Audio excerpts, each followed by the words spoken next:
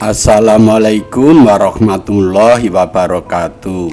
Sahabat sehat, selamat bertemu lagi dengan Rumah Akreditasi. Rumah Akreditasi adalah rumah tempat kita belajar, bertanya, dan berdiskusi masalah akreditasi.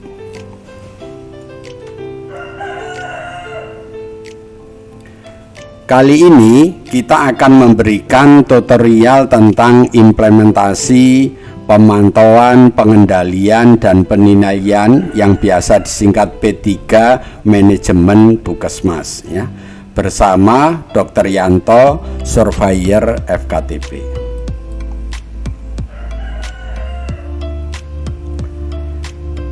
Baik, kita pahami dulu apa yang dimaksud pemantauan ya. Jadi pemantauan ini biasa disebut monitoring ya. Jadi yang dimaksud monitoring atau pemantauan adalah mengamati ya, mengamati pelaksanaan kegiatan ya. Apakah kegiatan itu sudah sesuai dengan rencana atau tidak. Jadi tujuan dari pemantauan atau monitoring itu adalah melihat ya, apakah pelaksanaan kegiatan itu sudah sesuai dengan rencana atau tidak. Kalau tidak sesuai dengan rencana, berarti segera kita lakukan perbaikan ya. Itu yang dimaksud dengan pemantauan.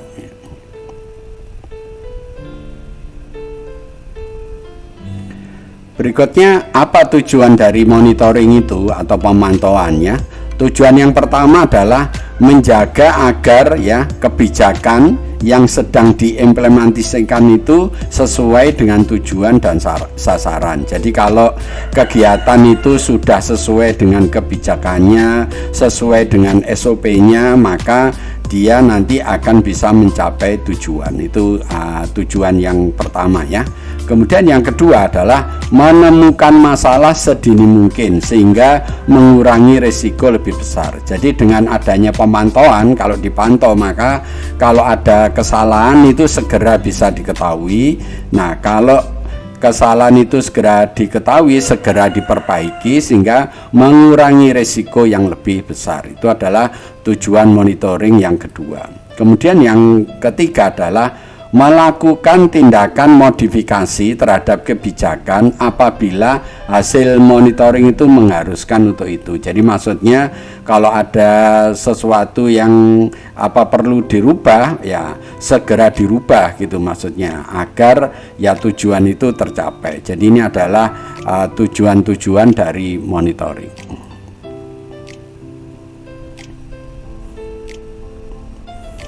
Berikutnya adalah bagaimana cara melaksanakan monitoring itu ya. Jadi ini misalnya pelaksanaan posyandu. Jadi kalau kita mau monitoring posyandu, caranya bagaimana misalnya. Nah, cara yang pertama, kita kalau mau datang ke posyandu sebaiknya membawa surat tugas ya, surat tugas dari kepala puskesmas. Kemudian yang kedua, datang ke tempat kegiatan. Jadi kalau namanya memonitoring posyandu, berarti kita harus datang di tempat posyandu ini ya. Kita membawa surat tugas dan membawa checklist ya. Nah, checklist apa yang harus dilihat di sini ya. Nah, jadi mengisi format monitoring. Jadi kalau kita mau melaksanakan monitoring harus datang di tempat kegiatan. Jadi kalau contohnya posyandu, harus datang ke posyandu sambil membawa checklist. Kemudian checklist itu kita isi ya, ada atau tidak ada ya. Kemudian setelah itu hasilnya itu kita bawa ke puskesmas ya untuk dibahas di monitoring. Jadi membahas hasil monitoring itu di Logmin ya, bukan di tempat sini ya. Ini berbeda dengan supervisi. Kalau supervisi, kalau ada masalah itu diselesaikan di tempat ini, tetapi kalau monitoring itu kalau ada masalah menyelesaikannya di Logmin ya. Jadi itu bedanya antara monitoring dan supervisi ya.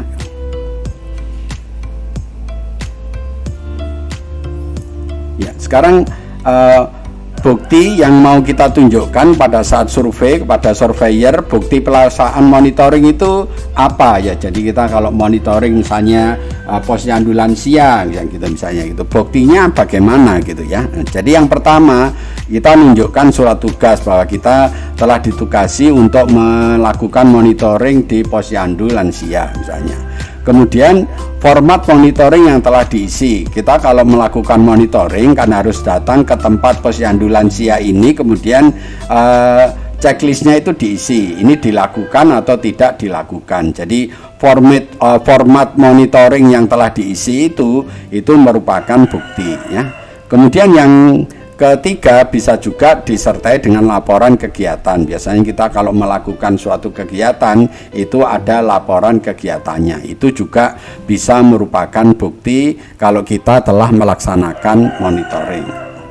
Kemudian bisa juga ya dibantu lagi dengan buku kegiatan. Jadi masing-masing staf puskesmas itu punya buku kegiatan. Jadi di dalam buku kegiatan ini akan ditulis pada hari ini di desa ini tanggal ini dilakukan posyandu lansia dengan hasil sebagai berikut. Nah itu menulis seperti itu di buku kegiatan itu juga nanti juga merupakan bukti pelaksanaan monitoring ya. Khusus untuk buku kegiatan ini lebih valid lagi kalau ditandatangani oleh kepala desa dan distempel, itu menjadi bukti, itu menjadi valid ya. Kemudian berikutnya gambar atau difoto. Jadi kegiatannya ini difoto. Yang perlu saya sampaikan, tidak boleh membuktikan pelaksanaan monitoring itu hanya foto gitu. Tapi foto itu untuk menambah bukti itu boleh. Tapi kalau hanya foto saja itu tidak diizinkan ya. Ini adalah bukti-bukti pelaksanaan monitoring. Jadi ini adalah contoh formatnya ya. Jadi contoh formatnya seperti ini ya. Ini nomornya nanti 1, 2, 3, terus kegiatannya apa. Nah, ini adalah variabel yang kita lihat ya. Jadi kalau kita mau monitoring kegiatan misalnya tadi posyandu ya atau posyandu lansia ya, biasanya yang kita lihat sasarannya, waktunya, kemudian tempatnya. Kemudian sasarannya ini sesuai dicentang di sini, tidak sesuai dicentang di sini. Begitu juga waktu pelaksanaannya, kalau sesuai dicentang di sini, tidak sesuai dicentang di sini. Kemudian tempat pelaksanaannya sesuai dicentang di sini, tidak sesuai dicentang di sini. Ya, dari format yang telah diisi ya, kalau dicentang tidak sesuai, berarti kalau ini dicentang bisa 1, bisa 3-3-nya, itu memberitahu pada kita bahwa pelaksanaan kegiatan itu ada masalah. Tetapi kalau yang dicentang ini sesuai semua, ya 3-3-nya sesuai, berarti pelaksanaannya itu sudah benar, berarti tidak ada masalah. Jadi begitu Bapak Ibu, untuk melihat hasil monitoring ini ada masalah atau tidak, perlu dilihat tidak sesuai ini dicentang atau tidak. Kalau dicentang berarti ada masalah.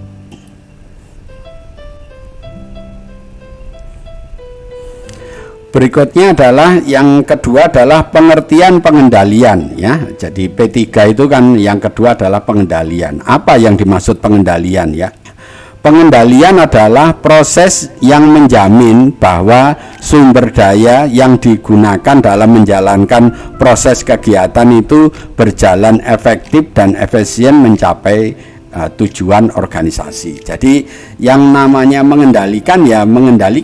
Jadi mengendalikan ini melihat ya atau menjamin bahwa proses pelaksanaan kegiatan itu harus sesuai dengan SOP-nya, harus sesuai dengan KAK-nya. Jadi itu dijamin. Jadi kalau ada sesuatu yang melenceng ya berarti segera dibetulkan. Jadi itu yang dimaksud pengendalian. Artinya bahwa pelaksanaan kegiatan itu kita jamin harus sesuai KAK, harus sesuai SOP. Itu adalah yang dimaksud dengan pengendalian. Jadi pengendalian itu melalui apa? Ya bisa melalui monitoring yang tadi sudah kita sampaikan. Kalau kita lakukan monitoring, kita akan tahu ya bahwa pelaksanaan itu sudah sesuai rencana atau tidak. Atau yang kedua dengan cara membandingkan, comparing ya. Kalau kita bandingkan misalnya bulan ini dengan bulan yang lalu, kalau bulan ini ternyata cakupannya lebih rendah, itu berarti ada sesuatu yang perlu kita betulkan. Harusnya kan minimal sama atau lebih tinggi. Atau yang ketiga, melakukan melakukan koreksi. Jadi kalau ada sesuatu kesalahan dalam melaksanakan suatu kegiatan, segera kita koreksi. Jadi pengendalian itu terdiri dari 3 proses ini ya: monitoring, comparing, correcting dari kinerja pelaksanaan suatu kegiatan ya.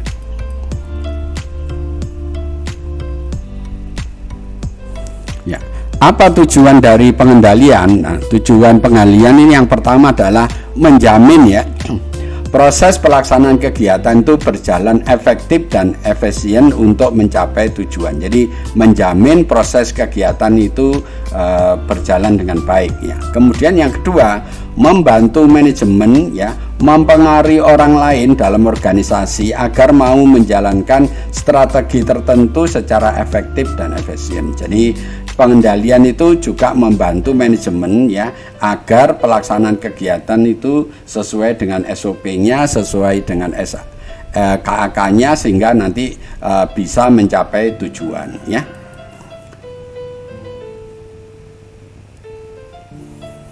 Baik, sekarang kita pahami apa komponen dari pengendalian ya.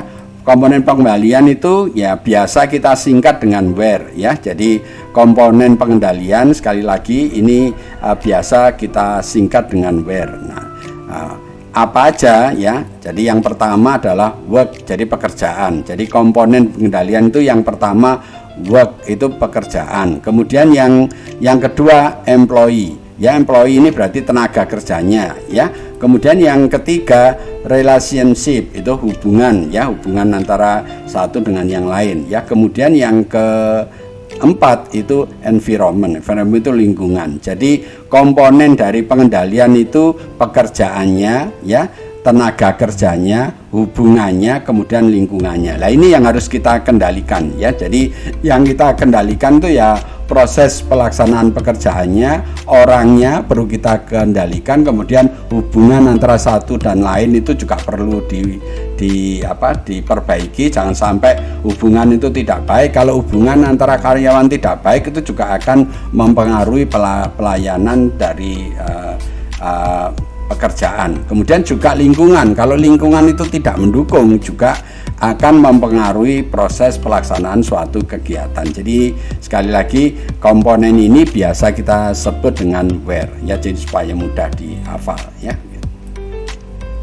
Nah, 4 komponen ini merupakan satu kesatuan yang tidak bisa dipisahkan dalam mencapai tujuan sistem pengendalian manajemen. Jadi Bapak Ibu sekali lagi kalau mau mengendalikan suatu kegiatan itu patokannya WHERE ya. Jadi work, employee, relationship, dan environment.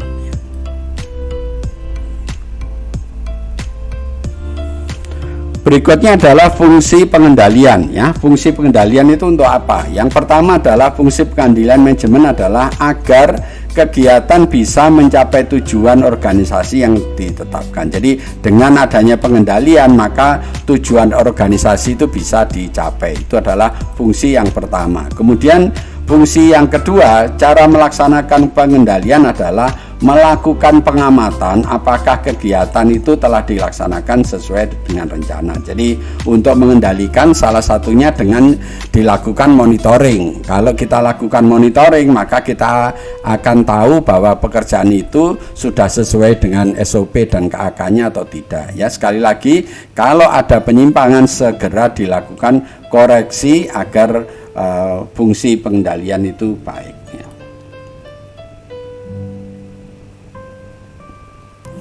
Berikutnya bagaimana cara melaksanakan pengendalian ya. Sekarang cara melaksanakan ya. Yang pertama, cara melaksanakan pengendalian itu dengan cara memantau atau monitoring atau supervisi. Tadi sudah saya sampaikan kalau monitoring itu juga melihat ya ke pelaksanaan kegiatan, cuma kalau ada masalah diselesaikan di Logmin, kalau supervisi kalau ada masalah itu diselesaikan di tempat ya. Bapak Ibu bisa melihat atau memahami tentang bedanya monitoring dan supervisi. Kita sudah membuatkan videonya, jadi Bapak Ibu menonton ya video kami yang berjudul perbedaan monitoring dan supervisi. Tolong itu dilihat supaya Bapak Ibu bisa paham apa bedanya monitoring dan supervisi.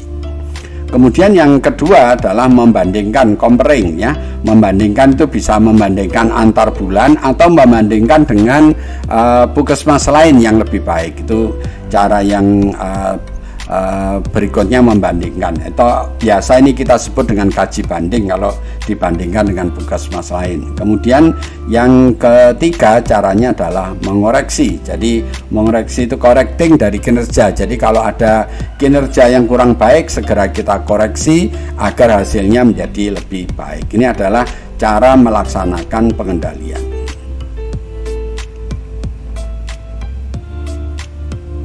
Berikutnya bukti pelaksanaan pengendalian apa? Jadi nanti kalau pada saat survei ya Bapak Ibu ditanya oleh surveyornya mana bukti pelaksanaan pengendalian. Nah ini Bapak Ibu harus tahu ya. Yang pertama untuk melaksanakan pengendalian surat tugasnya bisa ditunjukkan, kemudian laporan hasil kegiatan ini juga merupakan bukti kegiatan, kemudian buku kegiatan. Jadi banyak cara untuk membuktikan pelaksanaan pengendalian ini ya.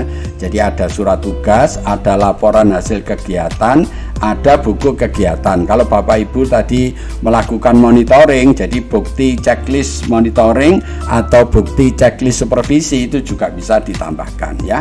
Dan yang berikutnya adalah gambar atau foto, itu untuk menambah bukti pelaksanaan suatu kegiatan pengendalian ya. Kemudian yang tadi saya sampaikan adalah format monitoring atau format supervisi yang telah diisi. Jadi 5 ini merupakan bukti yang Bapak Ibu bisa tunjukkan kepada surveyor pada saat dilakukan survei.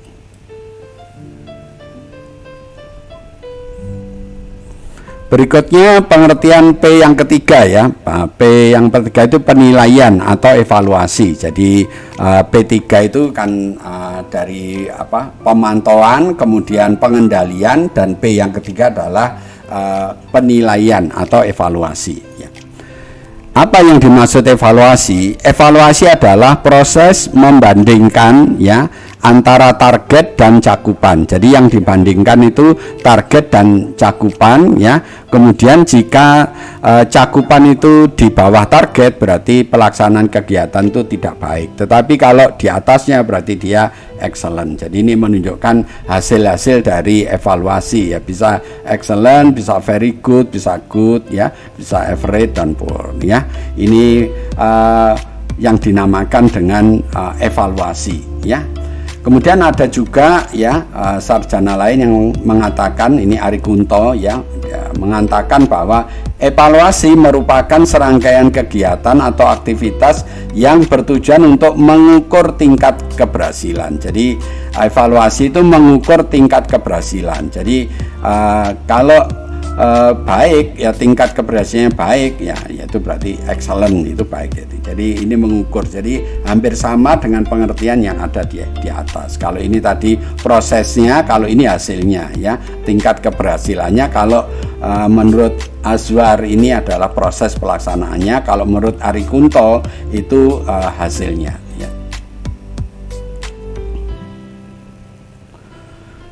Berikutnya masih pengertian evaluasi ya. Jadi evaluasi itu adalah kegiatan untuk menilai ya keberhasilan kinerja suatu kegiatan. Itu juga pengertian lagi. Yang lain ya, menilai kontribusi program terhadap perubahan ya, atau biasa disebut goal atau objektif, dan menilai kebutuhan perbaikan, kelanjutan atau perluasan program. Jadi pengertian evaluasi ini bermacam-macam, banyak sarjana yang memberikan arti yang ya agak berbeda-beda, tapi sebetulnya intinya adalah sama ya.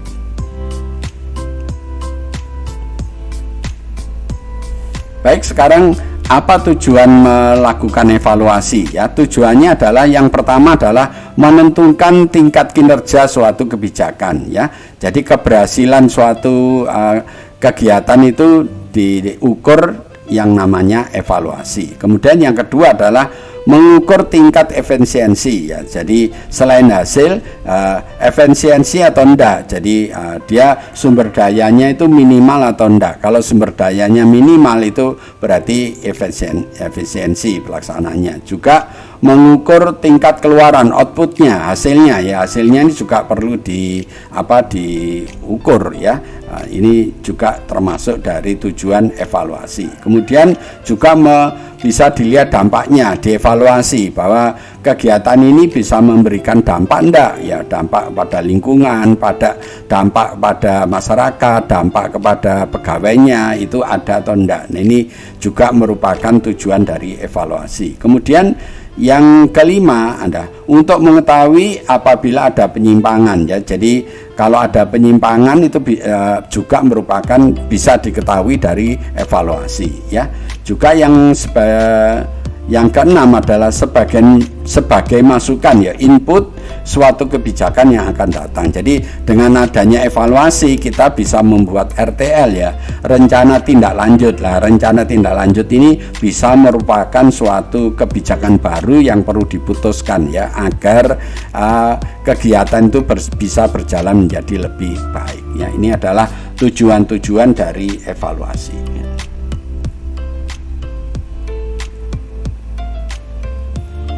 Sekarang metodenya untuk melakukan monitoring dan evaluasi itu apa saja? Ini supaya Bapak Ibu ketahui, soalnya di antara pelaksanaan P3 ini yang paling sering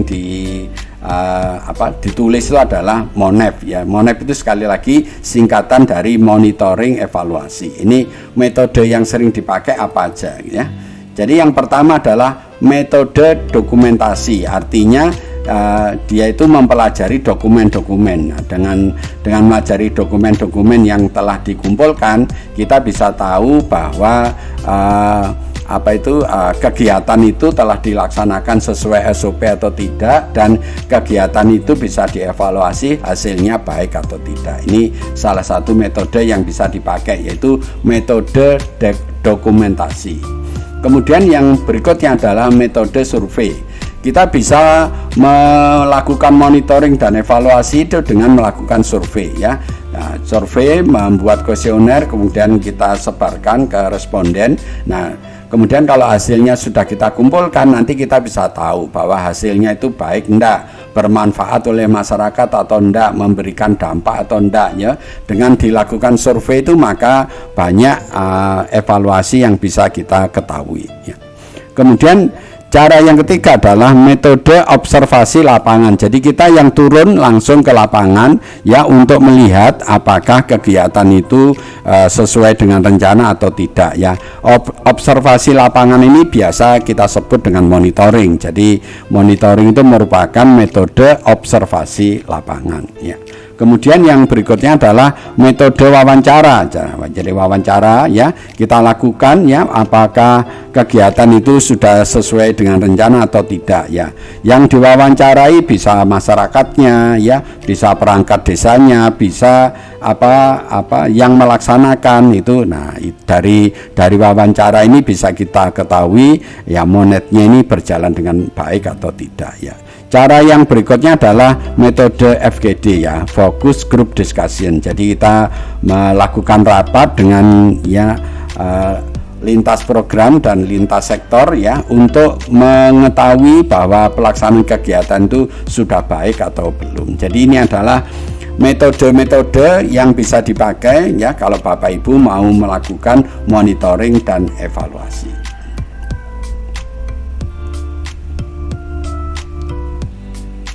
Berikutnya adalah bagaimana cara pelaksanaan evaluasi ya. Evaluasi caranya bisa sebaiknya ya, untuk melakukan evaluasi itu dengan pertemuan, artinya dilakukan oleh orang banyak yang terkait, itu diundang ya dalam suatu pertemuan. Jadi untuk melaksanakan evaluasi saya sarankan melalui pertemuan. Kemudian yang kedua, membandingkan antara target dan cakupan. Jadi di dalam pertemuan ini kita bahas ya antara targetnya dengan cakupannya ya. Kemudian kalau cakupannya ini kurang dari target, ya berarti itu ada masalah. Berarti masalah-masalah itu perlu diidentifikasi, dikumpulkan ya. Kalau sudah ketemu masalah, berikutnya diapakan? Yaitu diprioritaskan. Kalau masalahnya banyak, prioritas ini diprioritaskan. Untuk memprioritaskan masalah ini bisa menggunakan USG ya. Jadi nanti dipilih 1-2 yang mempunyai peringkat paling atas ya. Setelah itu masalah-masalah yang kita ambil tadi dicari penyebabnya ya. Untuk mencari penyebabnya Bapak Ibu bisa menggunakan fishbone diagram atau menggunakan pohon masalah atau menggunakan metode 5 itu boleh juga. Mana yang Bapak Ibu gunakan terserah. Tapi saya menyarankan yang paling baik sempurna itu kalau kita menggunakan fishbone diagram ya, diagram tulang ikan ya. Kemudian kalau sudah ketemu penyebabnya, kemudian mencari alternatif tindak lanjut. Jadi membuat RTL-nya, rencana tindak lanjut. Jadi setelah diketahui penyebabnya, kita susun rencana tindak lanjutnya. Kemudian rencana tindak lanjut yang sudah kita buat ini ya, kalau perlu dana itu harus dimasukkan ke RUK. Tetapi kalau tidak perlu dana, ini bisa langsung dilaksanakan. Jadi begitu ya Bapak Ibu. Kalau hasil dari evaluasi itu kan ada RTL. RTL ini dibagi 2. Kalau RTL itu perlu dana harus dimasukkan ke RUK. Tetapi kalau tidak perlu dana bisa langsung dikerjakan. Ini supaya Bapak Ibu memahami dengan baik ya. Kemudian kalau sudah diusulkan dimasukkan lewat RUK, kemudian RUK ini kan nanti disetujui oleh Dinas Kesehatan. Nah, RUK yang sudah disetujui itu namanya RPK. Nah, kalau sudah jadi RPK berarti kegiatan ini sudah ada dananya, jadi bisa dikerjakan ya. Begitu Bapak Ibu cara untuk melaksanakan evaluasi mulai dari awal sampai akhir ya.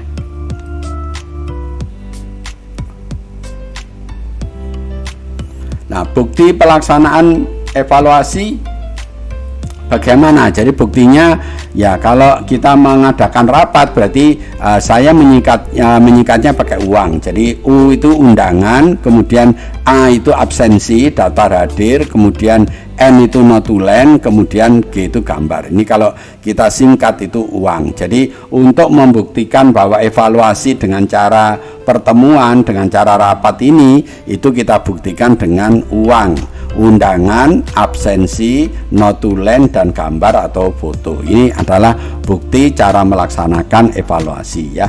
Dengan penjelasan ini Bapak Ibu sudah paham. Nanti kalau melaksanakan ya P3 ya, P3 dari manajemen Puskesmas. Jadi P pertama itu adalah pemantauan, kemudian P yang kedua itu pengendalian, kemudian P yang 3 itu penilaian atau evaluasi. Nah, caranya dan cara membuktikannya sudah kita bahas ya, dan mudah-mudahan nanti pelaksanaan ini bisa baik di Puskesmas.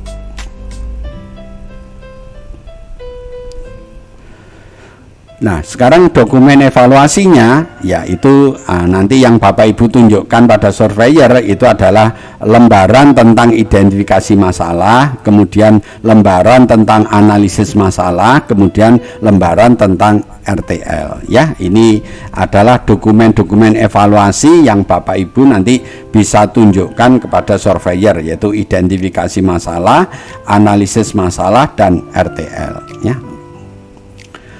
Terima kasih telah menonton video ini. Kalau video ini Bapak Ibu anggap baik, jangan lupa beri kami like. Nah, Bapak Ibu jangan lupa ya untuk subscribe ya pada channel Rumah Akreditasi ini ya, agar Bapak Ibu tidak ketinggalan kalau kami upload video-video yang baru. Nah, Kalau ada sesuatu yang kurang jelas, tolong ditulis di komen. Termasuk kalau Bapak Ibu pengen dibuatkan materi yang sesuai dengan keinginannya, tolong ditulis di komen. Kemudian yang terakhir, tolong bantu kami untuk share video ini kepada saudara kita yang lain, agar saudara kita itu ikut bisa menikmati manfaat dari video ini ya.